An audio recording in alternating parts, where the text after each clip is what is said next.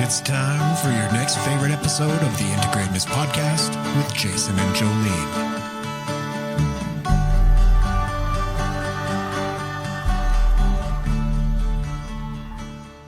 It is the day of love. Well, it's not quite the day of love. It's almost the day of love. So on this week's episode of the Integratedness Podcast with Jason and Jolene, I'm Jason, by the way. And I'm Jolene.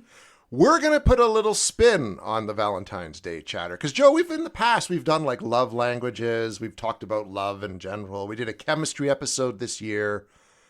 So we got to mix it up. We totally do. So what Jason and I decided is, I feel like there's a song playing in the back of my mind and I can't think of what it is, but it's like, I know what love is. I know what love isn't, but I know what love is or something. Anyways, we are going to talk about what love isn't, because we know for the most part, and it has been like thrown at us, shoved down our throat, pun intended. About what love is. Like all of these things that we're desiring in connection and romantic relationship and platonic love and all of the things, universal love. But really, where we can block ourselves, where we can trick ourselves, where we can disguise it as something else is all the places where love isn't. That's right. And I hope that this discussion will get people thinking about their ideas of love, because I think a lot of the time people bring on this idea of love partly based on what they grow up watching. Yes. And then what is based on what they consume within popular culture, which isn't exactly always healthy or accurate. It's like the woman finally realizing she loves the guy and she's running down the middle of the street screaming his name. And that's not really good. When it's put in the real world. You know? First of all, ladies, a high value woman does not chase. That's right. She welcomes and invites. That's right. Same with high value men. Yes. Right. And high value men are not going to ditch you and then randomly come back and profess. I mean, sometimes they will when they get their heads out of their ass. But some will, for the most part, that is right. Love isn't the massive, coming together, the huge catastrophe and the rejection and then the romantic coming together. That isn't necessarily what love is. Yes, love can go through experiences like that, but those extremes are typically symbolic of wounded behavior, around attachments, previous experiences, insecurities, whatever it is that's attracting us to that situation, because it's a void for us. It is. And I think, though, but because people see that, people will believe pretty much anything you put on screen, even if they know it's a fiction. Yes. And when the same message is delivered over and over and over again in like Hallmark movies or in these books or in all that, people start to believe that that's what love should be. But it's not. Love is not rescuing your partner. Yes. Women, you do not need to be rescued. Men, you do not need a mother. You already have one, or you should. Some of us have two, actually. That is a big one. Yeah. Love is not rescuing your partner. These are codependent behaviors. These are martyring patterns. These are people pleasing. I want to make somebody dependent on me so they can't get rid of me. Yes. And it fuels us. And initially it feels really good and we feel loved and accepted and appreciated. But unless that is responsibly held and each person maintenances their own car, they are literally just handing over responsibility of their life and their happiness and their responsibility to the other person to manage and maintain, and vice versa. That is breeding grounds for resentment. Big time. And for some reason, I know in myself, that was a big pattern of behavior that I had a lot way Most back. do. Right? Most do, right? It's usually born out of, what you may have been lacking growing up, or again, what you watched in your parents. Let's think back to our parents' generations and their parents' generations. It was almost like love became a convenience in a way to sort of survive. There's tax breaks if you got married. You know what I mean? And then they would stick with it. It's a necessity. Yeah, it was a necessity. And now it's not really anymore. Yeah. Right? I think there's a whole generation, like my son's generation, is going to grow up with very different interpretations of what a relationship should be, etc. Options. Yeah. Yeah. Free choice, free will, right? Yeah. That it is a want, it is a desire, and becomes a need in really healthy ways. I love it when we realize we need our partners because they benefit us in all the wonderful ways so we can be better people as well. But you're right. It is not a necessity socially the way it used to be. Women didn't have any sort of power or None. clout societally without a man or a man's name attached to them. Isn't that crazy? Yeah. It is what it is. It is. Or at least it was what it was, right? Yeah, right. So looking at that, love isn't rescuing. Love isn't just necessity. Love isn't... Love isn't manipulation. Ooh. Because that happens. I've seen that. I've experienced that. And then I've seen it in other relationships where there's almost like a series of these mind games being played between the two. Or sometimes just one is doing that as a means of control. Yeah. It makes me think of that poster that's saying it's like, love is patient, love is kind, love is this, love is that. I also want to say, like, love isn't always kind. I think, I actually had two teenage gals in a session yesterday, and during part of the session, and she had asked if her friend could join. It was a situational issue. And I said, okay, well, what? So this gal she wasn't getting to something. She was delaying action on something. I said, what do you think's preventing her from being able to take action on that? And she was like, well, she's distracted on TikTok too much. right? And then she said something about like, she wants to like drive around in her car instead of stay at school or something. Right. And I was like, that right there is the most, and I said, you be honest, because that is what a good friend is going to do. You're going to be honest, and you're going to be the unconditional support that says, I see your bullshit and I call you on it because I love you and I want you to be able to do better. Yeah. If I let you lie to yourself and I lie to support that, I am doing no favors. And I think love is that. It is not always kind. There are things we need to do that feel unkind, but they are well intended. And I think that's when being hurtful, for lack of a better phrase, is important, right? It does hurt. It does hurt, but you're doing it for the betterment of the person instead of just putting someone down to keep them under your thumb. Yeah, and I find this when people start to come together, or they come together and they have to separate a little bit because it became a little codependency and they're starting to individuate after like a honeymoon phase or something. Had quite a few of those conversations this week, actually. And sometimes in the distancing and choosing self, you are going to possibly hurt your partner, and they might feel like you're not prioritizing them or any of these things. Again, it's not that it's not kind, but it can create strain. It can create tension, Oh, yeah. Yeah. And I think the key then is to figure out a way to navigate that. Because again, if you're doing it for the right reasons, it's not to be harmful to the other person. You hope that the two of you will then find a way to grow. We've talked about this before, to grow together. Yeah. What else do you have coming to mind? I have one. Oh, let's hear it. And I can't think of like the name I want to name it, but it's, for lack of better words, like love is not tit for tat. Love is not a tally game. And I have so many people in relationship, I was in one of them, where it became this back and forth. Well, I watched the kids all day, but then you got to go and do this. And then you were sitting and watching TV, but I didn't get to do that. And it becomes this tit for tat. And it's wild when you listen to people's narratives. And I know because I was in one. And it is essentially when your needs are continually not met. And it's on, possibly both parties' needs list, right? But it's not tit for tat. Like there are times where we are going to be in a season where we give more than our partner does in a tangible area. And then there are going to be times where they are giving more in a different area. One of my clients the other day, I was like, he carries a lot of the household financial, very traditionally kind of role, burden of like taking care of family and future. And you, by the sounds of it, are bearing the emotional weight of the entire family, right? Which is showing up physically. Yep. And I said, if you were to look at like job roles and, who's responsible for what or how much time and effort, or whatever, just like you would a work schedule, right? This employee works 8 hours and does this amount of work or whatever.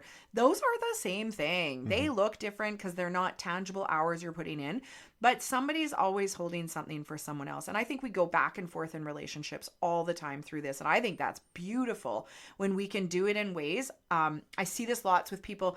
There tends to be these cycles, especially in early, like first 5 years. There's these like everyone shows up as their best self. And then typically in healthy relationship, typically the man's holding a pretty good container for the gal to go through whatever she's going through. And again, non-gender specific here, but I'm just going to speak that way. And then all of a sudden, once she is like secure and on her feet, there's this like feminine accessibility where he softens a bit and starts accessing the things that he is going to benefit from having good, open, accepting love. Mm-hmm. And that can really shake a couple up, because for some women, they're like, well, he used to this, he used to that. And I said, this is his time now. Like, now it's your turn to hold that container a little bit for him to deepen his healing in some of those areas. And the tables have simply turned. So how are you going to nourish your needs where he was doing it before? Now it's your turn to nourish your own again, so that you can hold some extra space when he's going through his bags. Yeah, and I think that's a big pattern. That is a big pattern, and I think I even went through that myself in my marriage. Yeah. And it can really throw things for a bit of a loop, right? Because it usually happens, like, it's not like a conscious decision. It just starts to happen. Yeah. And I see it as like the pendulum. Yeah. Just like in life, the pendulum swings back and forth. And when it swings away from us, that's where some of those other wounds will pop up. And especially if you've been healing some like, oh, I'm over independent and I'm over functioning and yada, yada. Then you're thrown in that situation. And you're like, wait a sec. Now I feel like I'm doing more. And that's where the good work kicks in. Mm-hmm. And I work with my folks. And I mean, I've even been through it myself in terms of like, I am not forced into this. I am in a loving partnership. And this is a healthy extension of what I'm going to carry in this area, because I care about my partner and this is what the relationship container needs. Yeah. Very different than my partner's not doing their work, so I'm constantly overcompensating. But it will feel the same initially. Yeah. It'll feel the same. You might feel like you're martyring too much, or you might feel like you're not boundaried enough, or you might feel like this. And that's like the coolest thing about healthy relationship is it's going to trigger those old ones. But this time we're actively choosing to be in it because the outcome is different and the person is well intended. They're simply going through some of their work to deepen that connection. I like that. Yeah, but that's where it gets complicated because, man, the triggers come up and they actually like really want to resist their partner and protect themselves. There's like this knee-jerk reaction that's like, I don't think this person is for me because now they're starting to do this, and this. I was like, okay, zoom out. Yep. Small stuff doesn't matter here. Do you love, feel supported by, respect, in general, feel well matched with this person? Like we zoom out. They're like, of course, without a doubt, I know. I said, okay, this is what we need to remember in these moments then. Yeah, right? Just stick with that in your head. Yeah. So really love, it's interesting. Like love isn't all the little things sometimes. No, it's the bigger big picture. Yeah. And I think these are the old school relationships that made it through years and years of a whole bunch of probably unhealthy situations and they're still together or something, right? But in another aspect, love isn't all the big grand things, and it is a collection of the small things. Well, because, and by the big grand things, we mean like the, say, romantic whirlwind trip to Paris, right? Or the diamond earrings just because, or like, going out for these extravagant dates, like even once a week, which I mean are beyond reasonable. But they're like almost like the Instagram date, right? They are the dopamine hits. Yeah. And some people will habitually fall into these. I worked with a few people who would do like the helicopter dates and things like that. And I was like, and I remember one day I was like, listen, you got to go out for a fucking weenie roast, man. Like this girl needs to love you in the woods, roasting a wiener over the fire, having a hot dog and a fire or something, right? Like, it doesn't have to be all these extravagant things. It's great to have these experiences together, but you don't need the extra dopamine hit to secure connection. No, you don't. But people seem to think that you should, or they're sold that idea, right? Sold on it that it's required or something. And I think when you have a genuine extension of your love and you are able to, and you're not overextending yourself and you want to enjoy these things, that's a different story. But so many of these come as crutches when there's something lacking. Or like I know some people, they're like, oh, my ex used to go on trips. Every time something went wrong, he went on a trip. Everyone went on a trip. Right? Yeah. And it was like, okay, escape what you're in, run away from what it is, and then come back, but everything's still there. Yeah, because you haven't dealt with the initial problem. Yeah, exactly. Right? But if you're doing it because everything's strong and stable and you're investing in your future, I know a lot of people who travel regularly, and it is a beautiful partnership that they have in terms of they get to be new explored versions of themselves and witness each other go through it. It's really neat to see that. So that would be an example of some of those things, right? I think those are very good. They're very good. One that pops into my mind, and it's something I've heard about just through single friends. It's happening more now. And the only thing I can say really is love is not materialism. So there seems to be a situation, I think it's happening more with women towards men, that if you don't have the $100,000 a year job and the sports car and the fancy house and don't dress like I'm trying to think of a celebrity that always dresses like Leonardo DiCaprio, I'm not even going to try. Right. Like they'll go out on dates, and if it's almost like they're mentally checking off all these boxes, the wrong kinds of boxes. Totally. Like really, like you should be looking at the person, the personality, if they're kind, if they're not kind, because you can have a lot of people that'll tick those financial boxes and material boxes who are complete and utter vapid dickheads. And it depends. I mean, if people are looking for that and that's on their list, Jason, they are probably so disconnected from themselves that that is what love looks like to them. Yeah, I think so. And again, it's what they see, right? They're not getting a high value relationship. They're getting like a high society relationship potentially, but that's not high value. And I think people who go and do their deep healing, they know that love is not always actions, it's a feeling. Yeah. Like actions, of course, are expressions of our love. For sure, you need like words need to match actions and all of this, but like love is a feeling. You know, I had this conversation just yesterday and I said, when you meet a strong, grounded, self-assured male, a common feedback from the males that I talk to and have, you know, some of these discussions with, they're like, man, I remember one guy, he sat in my office, he's like, I don't know, she's so insecure about things. And I've told her, like, the minute I laid eyes on you, I knew. You shook me to the core. I had my shit figured out. I was confident. I was secure. I knew exactly where I was going. And boom, you came in. I couldn't think straight. My knees got weak. I knew no one has ever done that to me in a really good way, not in a trauma bond way, but like I had a knowing and I'm here. Like I'm here. You do what you need to do. You can tornado, you can Tasmanian devil how much you want. I'm here. You can't push me away. Right. There you go. And there is a pretty common theme from some men around that. They have, and I tell the women, like there is a knowing like that we have, and they have that too. Like I just have a knowing. I know how I feel around you, and that's what it is. Like you know how you feel around someone, and when you feel safe and accepted and free to be yourself and chosen, I think so much is, am I chosen by my partner? Because we can grow into love. Love doesn't have to exist from the beginning. I think love is best when we grow into it. Sometimes we're lucky enough to have it happen rapidly and maybe we're ready and that's where it aligns. But I think when we let love grow, it is so beautiful to see the different facets of it. I agree. And that's almost like a healthy way for it. I mean, there is the kind of times where you are struck by lightning, right? Totally. Kind of thing. But yeah, there's actually Harrison Ford movie. It's not one of his best. It's called 6 Days, 7 Nights. Okay. And it becomes a love story. But the woman is kind of going off about all the things that are important, like in a relationship and blah, blah, blah, blah, blah. And then Harrison Ford, and she's like, what do you think? And Harrison Ford's like, generally, if you just show up, we're pretty happy. But I mean, that's taking that concept and just bringing it down into one line, right? Yeah. But it is. It's quite often that's just it. You're there. And you're you there. know, I remember that movie, He's Just Not That Into You. And like, if you can just remember one statement in your life, and I tell women this all the time, if you are questioning anything, he's probably just not that into you. Like when it's good, it will be easy. It's not going to be easy whatever, but it'll be easier than you have had before. You won't be overthinking. You won't be insecure. You won't be double checking things. Like it will be so much easier. And people will project and they'll forward think, and what about this, that? I said, none of those things are going to be applicable because those are components of unhealthy relationships. Those are components of deceit. Those are components of mismatch. Those are, right? I said, none of those things, they will be like, not applicable, right? Yeah.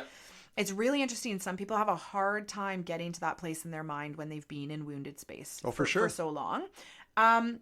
So those are some things. Love. Oh, I had one in my mind there. I felt like it was really good too. Love is not. I think there's an obvious. Love is not physically, emotionally, or verbally abusive, which for some reason people can't get around that. It seems sometimes, right? Absolutely. So if you're in a relationship like that, you should probably be pausing to think about whether it's Yeah. worth it or Oh, yeah. So this is where love is not complete transparency and freedom to be oneself. And I mean this in a different way. not. I call people out on their shit behavior all the time.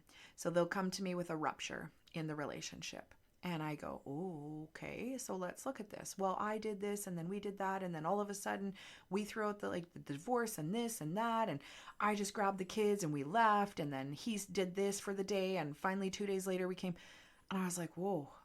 That sounds really chaotic. First of all, if you guys are committed to be together, okay, which they're doing, but they go through these ruptures once a month, which again, I have made the ties to once a month and really strongly encourage them to pay attention to what that one time a month thing is and not be shameful of it, but just be really fucking aware of it because it exists. Yeah. I said, both of you need to pull up your socks and behave better. Never anywhere in your life would you pull that shit with anybody. Why are you pulling it with the person you love most that you run a family with? It is one thing to be loved and accepted by your partner, but it is another to behave like a fucking child around them. Yes. And I said, both of you need to discipline yourselves that when you get to that moment, you stop and pull your socks up and do better. And they both were like, you're right. That's what we need. Because we go into our younger selves. We all do it. We have these moments. And sometimes we need to be kind of slapped out of that, right? Like, I know I go there. And there's times that Kevin's just like, stop. Stop. And I love that. I need that. Kids want limits. They want somebody to stop them because they will continue to see how far the ropes on the ring go, right? So it's one of those things where when I remember me and my ex used to get into these patterns all the time. And it was like, wait a sec, like why are we allowing ourselves to do this here? And it's always from a wounded place. Yep. But nothing is going to heal that, comfort that in those moments when it's so unsafe and it's such a yucky container. The only thing that's going to pull that together is your own self-discipline and integrity. So that's where I really encourage people to do their own work. I agree. And there's a real simple system about this. Children operate based on their feelings. Yep. Adults, mature people, operate based on their values. Yeah. It's that simple. Yeah. So when you get like that, I feel this, like, well, what do you value more? Yeah. Your feelings are whatever. They can be described as horse shit, really. Mm-hmm. Where do your core values lay at? And what's important to you? I find there is a foundational lack of respect in those relationships. Mm-hmm. Yeah, absolutely. So, that's a big piece, which makes me think of just the different ways that here's another one. Relationship or love is not, I don't want to say mutual healing, but like constantly holding space for each other. I remember learning quite a while ago the value of not doing your work with your partner. You don't always want to do your dirty laundry with your partner. Sometimes you want to do it on your own or with somebody else, like a counselor, a women's group, a men's group, whatever. There are times where you come together with your partner, absolutely, but do not continually be dumping that back and forth with your partner. Yeah. And it's really hard. Like, I find myself sometimes doing this with Kevin in terms of he's just such a good listener and he's so supportive. And when we're catching up at the end of a day and I'm just like, man, like, do I need to say this here or could I be saying this somewhere else? And the reality is there's nowhere else for me to say it, right? But those are some places where if you have a great loving container, you can overuse it, right? And I think for some people that can happen. That can become a dynamic. I had a lot of couples who were very they were spiritual in their journey. So they were doing a lot of healing work together and it got yucky. And then, the woman doesn't trust the strength of the man, the integrity of the man, because he's like vulnerable in disclosing some things. I think that's so much safer for him to disclose in other places, sort out, and bring a concluded version of it. And then for her, same thing, especially if he's triggered by the outpour of whatever chaotic kind of emotional processing she might be going through. I imagine like once that's 75% tidied up, that would be a better coming together. Right? I agree completely. Yeah. And this is where I often tell people anywhere, like, see how much you can settle on your own and then bring it. Yeah. Right. Yeah, no, I sometimes Jess and I get like that. Like, I'll have to basically say to her, like, I can't be your therapist. Like, I just can't. Like, one, I'm not qualified, but two, like... And sometimes you don't want to, right? No, it will taint. It will taint how you're able to be there for her in a romantic way. And I think that does change sexual attraction at times. And that changes how we can view and respect our partner. And it's really great to go through some of those coming together moments, but it can't be the default. No, it can't. There's got to be other means. Totally. Out there, right? Yep, absolutely. I think another one, maybe it's a good one to even sort of bring to a close on, is love is not giving up when that feeling of love disappears. Yeah, we were just mentioning this earlier. Yeah. Yeah, and so I've seen it happen with people. Like, they meet someone, they get married, they even have a kid, things start to get hard. You know what happens at a certain point, especially with young children. And then they get divorced, and then like a year later, they're getting married to somebody else. And then they're going to have another child. And it just, this pattern almost seems to keep going and going. And it's like, what was it? I always remember my mom telling me, because her and my dad were married 33 years before he died. And she said, there were times when for a whole year, she's like, what the fuck am I doing? And then one day, everything was fine again. Yeah. And it's just holding on. It's like you were saying earlier. It's like, look at the big picture here. Value. Look at the big picture here. And just focus on that, not the little things, and you'll get through those hard times. And that's when I think that's when you see love work in its truest and purest form. Yeah. And that's where we can grow together or we can grow apart, right? And I think as long as people are committed to their growing journey, there's a lot of times people look and they're like, wow, looking at all the work I've done now, maybe I could have made it work with my ex if I did this and they did that. And then sometimes they're like, no, I think there's fundamental differences. And that's where that value piece comes in too. Exactly. I think sometimes people were so handcuffed by the value and morality of marriage that the vows themselves were what kept them there. Yeah. And yes, that meant self-abandonment for a year. Yes, that meant resentment and this and that, but you made it work. So love isn't easy. No, it's not. It's hard. Love is hard work if you choose to put it in. I also think that love for sure isn't one-sided. Like, I remember listening to a podcast and it was like, really, there's one massive feature that a relationship needs to have. Both parties want to be there. If you go down to any ruptured relationship, really what the commonality is in all of them, at one point somebody checked out. At some point someone stopped wanting to be there. Like, really? And then it comes out as all these other behaviors where you're not trying, you're not emotionally available, you're not listening, you're not present, whatever it is, that then become the problems in the relationship. But essentially, like, love isn't optional. No. Right? Love is a choice. Yeah. It is a choice. And I think we forget that. We seem to think, or like, again, we've been sold that it's suddenly like this lightning bolt moment. Like what you said happened to your client, that one client earlier, that, suddenly felt hit and is weak in the knees. That does happen. But usually you can feel that, but then you choose whether or not to act on it. And right? for that person, they had already been on quite a healing journey. Yeah, and they were like, they were ready. It was time. Okay, right? Yep, she feels different than anyone else, and okay, here we go. Exactly. And actually, what his biggest thing was is there was a softening in him. He had never had the softening before. It was an openness, a vulnerability. Okay, yeah. Yeah, so she kind of had access to a part of him that he hadn't opened to anyone else. So that, to me, would suggest deep trust, safety, all of those kinds of things, right? Yeah, interesting. But it's interesting. Love isn't a timeline. And we've talked about slow growing love. We've talked about timeline love, like your parents and people of that generation. There is quick love that you can be like, wow, that's crazy. Like, that just kind of made sense. Like, I often look at Kevin and I am like, it's wild how we both knew so early how compatible and how aligned and how we had healed for this. We knew exactly when we met each other that, like, this is the kind of person and connection I've been healing for. That has also gone on an incredible growth journey, and we are slowly growing in love as we live this like separate life that very slowly has to keep brewing, right? Yeah. I think if we had the opportunity to come together quickly, we might have, but you know, we both talk about the benefit of how we don't have that, right? And it just means there's a longer, like stronger foundation of what we intentionally offer each other. And I think that's also choice too. You know, I had this one couple that actually like took off their wedding rings. They were going to separate.